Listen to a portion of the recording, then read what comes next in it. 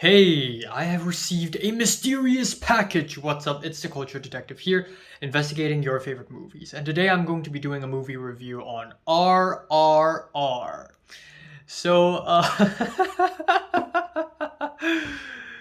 RRR is the latest movie, Telugu film, a latest movie from Tollywood, and it has been breaking the mold and joining the ranks because not only is it a huge movie in India right now, it is also a huge movie worldwide. It has blown up internationally. It's showing in theaters in Los Angeles as well as other places around the world, and a lot of people in the internet have been talking about RRR. So for a long time already, I have heard a lot about how amazing this movie is, and I've been wanting to watch this movie for a long time.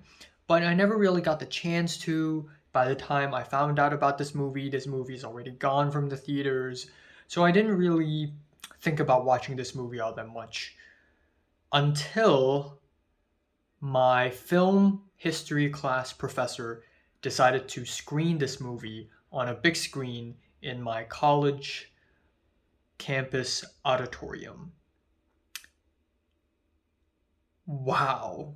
So yeah, I got the full RRR experience. I watched it on a big screen in one sitting, no interruptions, no intermission, no bathroom breaks, 3 hour nonstop. Directed by S.S. Rajamouli and written by S.S. Rajamouli's father, who, if you don't know, is such a damn good screenwriter. He is now part of the Indian Parliament.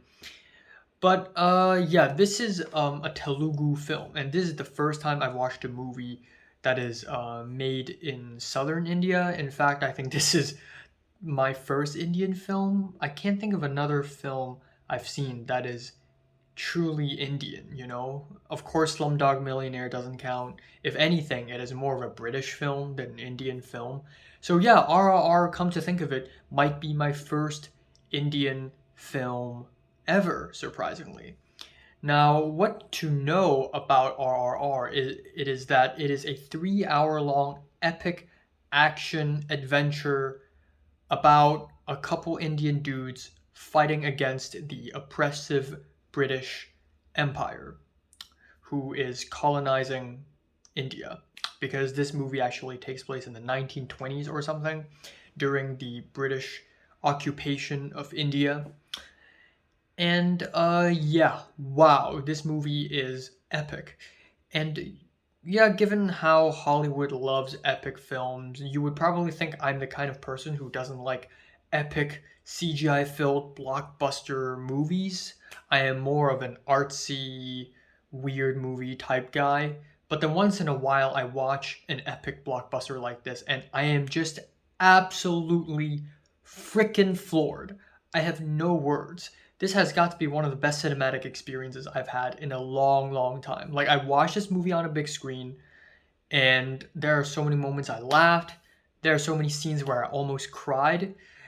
There's particularly one scene, one flashback scene in the second half of the movie that's so powerful and emotional that I actually got teary eyed. And it's amazing. I'm just in for the ride the whole time. It's just amazing. I feel like if Hollywood tries to do something like this, it would just end up feeling really cheesy and tacky and cliche. But when India tries this, it's a lot better. I don't know if it's because Americans have tried it too much, so we need to watch someone else do it in order to make it feel refreshing. Or I think the truth is that they're just doing it better. They're just pushing the envelope harder. Like, yeah, Hollywood tries to do the same thing as well with Avengers Endgame. I mean, don't get me wrong, Avengers Endgame is also really epic, and there are funny moments and crying moments as well. But with so much Hollywood epic CGI filled blockbusters, for some reason, they just don't push it hard enough as the Indians do in RRR. They just don't do it hard enough. The sheer epicness of the action sequences in this film are actually justified because they're just that epic. And you just sort of believe in it. Like, once this movie makes you like and root for the main characters, you're just in on the ride. It doesn't matter if the plot doesn't make sense. It doesn't matter if it's illogical. It doesn't matter. You just want to see some insane epic shit. You just want to see explosions, and this movie delivers. It's amazing. My favorite action sequence in the movie happens in the halfway point. That involves a bunch of animals like tigers and deers jumping out of cages while one of the main characters hop into the air, and you see this insanely majestic slow motion shot of them just jumping out. That is truly astonishing. This movie is so larger than life. I think one of the reasons why some of the epic blockbusters that Hollywood's pushing nowadays don't work because they don't feel as believable. Yeah, we're fighting against aliens, alien invasion, but then in RRR, this movie deals with the British occupation and how terrible the British have treated the Indians, which is true. It actually happened. So it's so much more believable and it's so much more larger than life because of that.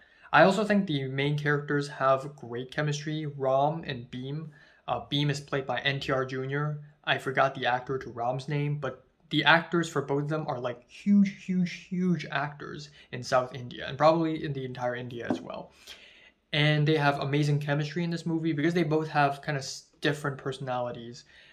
And let's talk about the scenes of this movie. Again, the flashback scene, I almost cried. The animal jumping out of the cage scene, sheesh. The dance party scene is one of my favorites in the entire movie. Like when the music changes, it's so freaking hyped. I was so hooked and I was just in awe. Again, like I usually find scenes like this cheesy, but then when it's pushed so hard and so far, it actually becomes masterful. And I really appreciate the pacing of the film. To some people, 3 hours is too long, but in my opinion, I think 3 hours is totally justified for a movie this epic and this larger than life. It's amazing because acts 1, 2, 3 are basically done within the first 90 minutes. The next 90 minutes of the movie is basically one insane plot turn after another, one insane action sequence after another, just non-stop until the very end, making this a really well-structured movie in my opinion. Yeah, this is just the kind of movie that Hollywood wishes that it could make, and 10 times better than that. And yeah, I guess if there's one thing I'd like to say about the movie that I'm not huge on is that it is very freaking biased. Obviously, this is Indian nationalistic cinema. This movie is made kinda because it bolsters nationalism for Indians. And if this isn't India, like for instance, if this is China, I would probably freaking hate this movie. So, what justifies my enjoyment for this movie? I think first of all, it's based in facts. Now, this movie is illogical, it doesn't make any sense, but the British occupation and the horrible things the British had done to India really did happen. But also, second of all, I think what makes this propaganda movie justified is that it doesn't try to be cynical and hateful. A lot of propagandist films portray the antagonist in the most evil light possible. I mean, this movie does that too. The British portrayed in this movie are so comically evil. It's hilarious how freaking evil they are. Ooh, he's not bleeding enough. Whip him harder. I want to see him bleed.